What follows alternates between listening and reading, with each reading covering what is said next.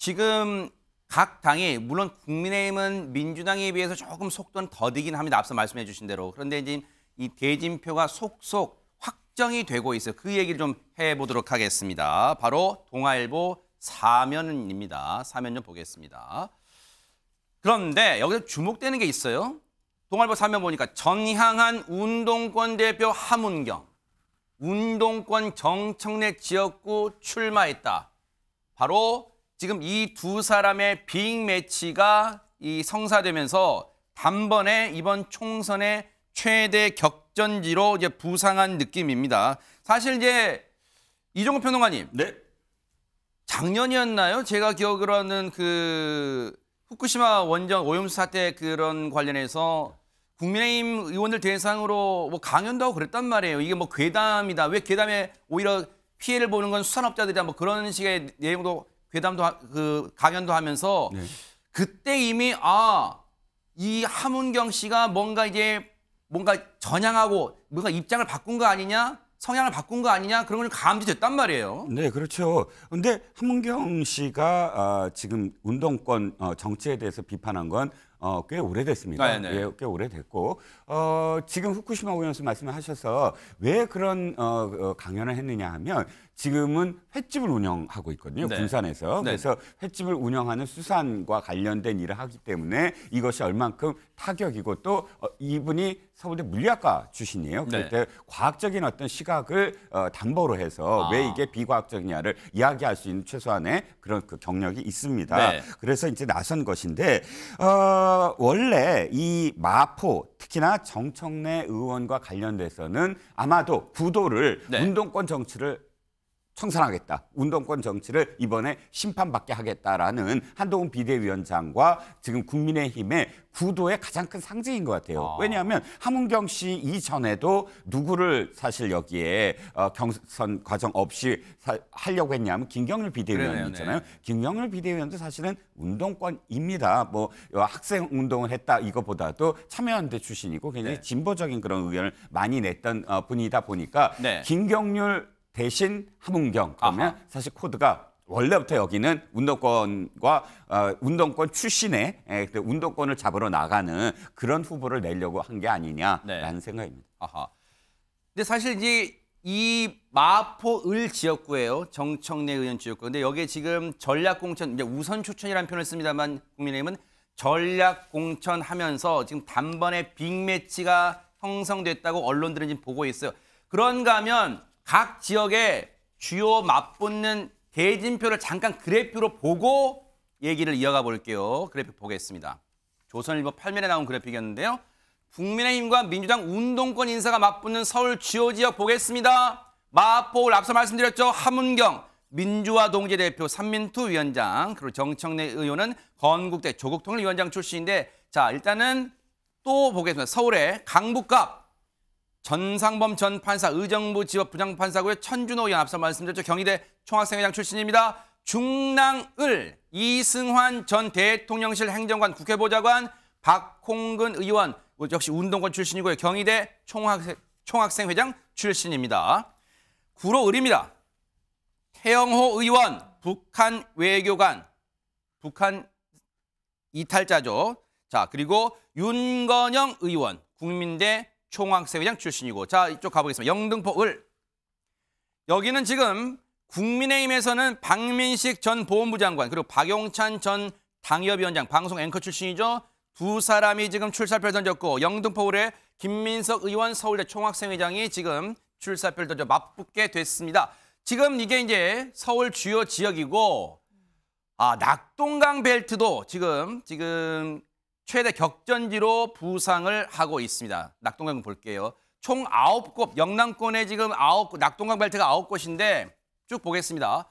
부산 북강서갑 서병수 의원, 전재수 의원 맞붙습니다. 부산 북강서을 김도읍, 변성환, 부산 사갑 이성권, 최인호, 부산 사을에는 조경태 의원과 정호연 전 행정관이 국민의힘에서는 경선을 하고, 민주당에서는 이재성 전 NC 소프트 전무, 그리고 부산 사상구에는 김대식 전 민주평통 사무처장이 나온 이 가운데 민주당이 지금 복잡합니다.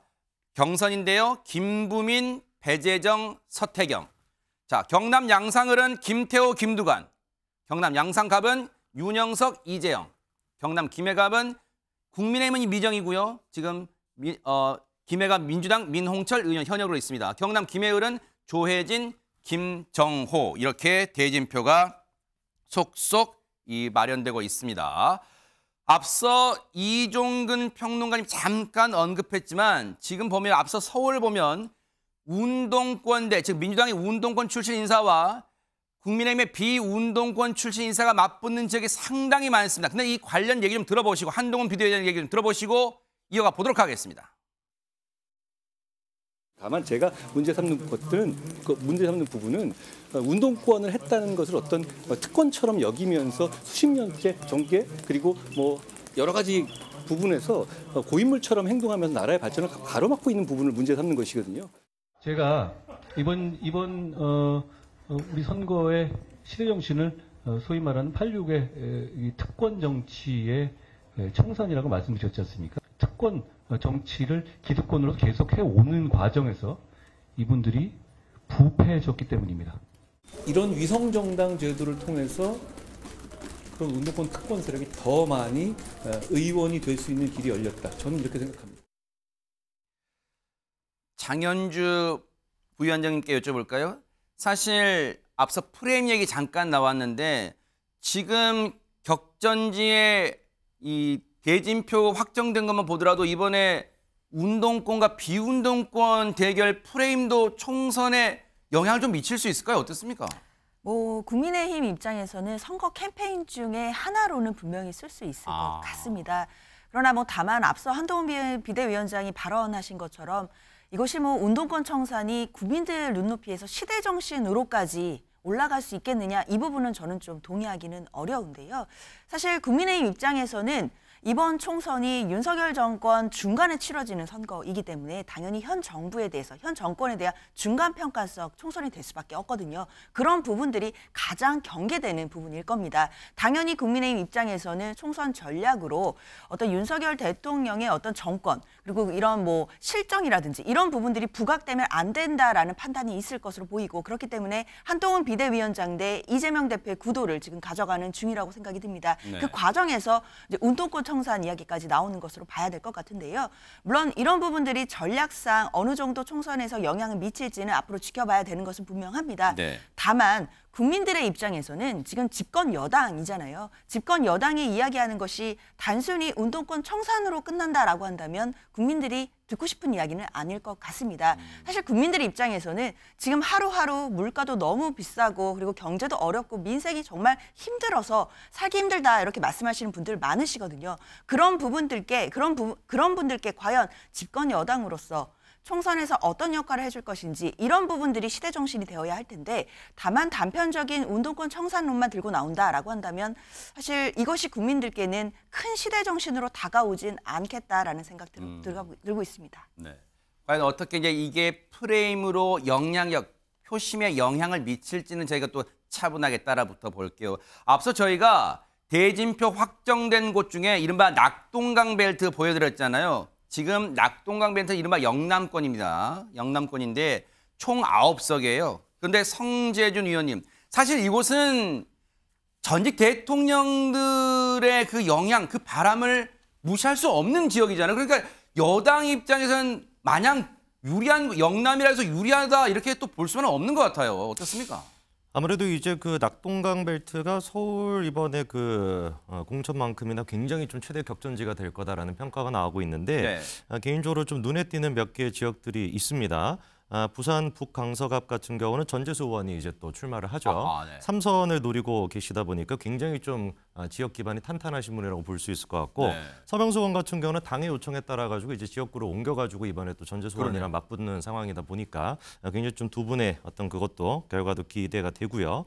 그리고 또 부산 북강서울 같은 경우는 김도부 의원이 현역으로 또 출마를 하다 보니까 또 어떤 결과가 나올지도 한번 봐야 될 것 같고요. 네. 특히나 이제 좀 또 눈에 띄는 부분들이 경남 김해을의 조혜진 의원 같은 경우는 현재 지금 이제 국민의힘에서 3선 의원입니다. 그런 상태에서 김종호 의원이 초선으로서 이제 출마를 하게 되는데, 김종호 의원 같은 경우는 지난번에 이제 이수진 의원한테 유럽 출장 왜 나 빼고 갔냐라고 이제 좀 공개적으로 그렇죠. 질문받으셨던 분이죠, 그렇죠? 그래서 어떤 결과 나올지도 한번 좀 봐야 될 것 같습니다. 네. 그리고 민주당 쪽에서 이재성 NC소프트 전무 같은 경우도 아마 저 개인적으로는 굉장히 좀 기대가 되는 분이에요. IT를 대표하시는 분으로서 민주당 쪽에서 이렇게 출마하셨는데 부산 사흘에서 어떤 결과 나올지도 한번 눈여겨볼 만한 포인트인 것 같습니다. 네. 주원규 평론가님, 우리가 보통 이 큰 선거를 하다 보면 민심을 알아볼 수 있는 척도 또는 풍향계라는 표현을 쓰잖아요. 이 영남권의 이 낙동강 벨트가 사실 4년 전 총선 때도 9곳 중에 지금 국민의힘 4곳, 민주당이 5곳을 가져간 곳이란 말이에요. 이곳의 결과가 혹시 총선 전체 판도의 풍향계가 될 수 있을까요? 어떻습니까?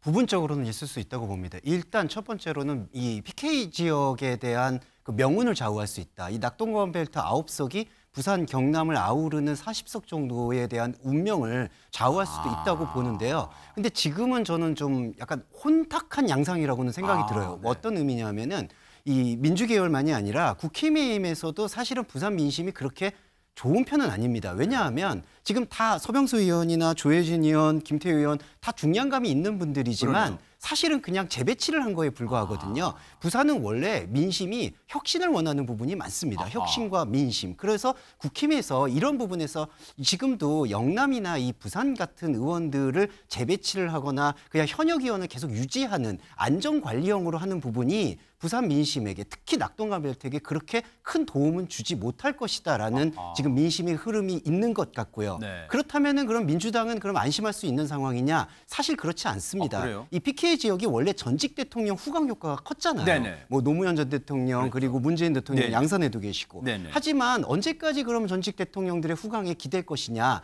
그런 어떤 민심도 지금 흐르고 있고 또 한편으로는 지금 지도부에서의 지금 네. 공천 갈등과 내전이라고까지 말하는 그런 부분들 때문에 부산 민심이 좀 흔들리고 있기 때문에 혼탁한 양상인데 앞으로가 중요할 것 같습니다. 더불어민주당이 어떻게 빨리 민심을 수습해서 빨리 대우를 정비한다면 좀 더 예전과 같은 총선의 결과를 맞이할 수 있겠고 그게 아니라 그 재배치된 국민의힘 의원분들이 그 중량감과 역할을 발휘한다면 아마도 수성이 가능하지 않겠는가 그런 양상으로 보입니다. 이곳 말씀 들어보니까 낙동강 벨트는 여러 가지 뭐 방정식, 함수 등이 복합된 이 결집된 밀집된 지역이다 이런 생각을 해 봅니다.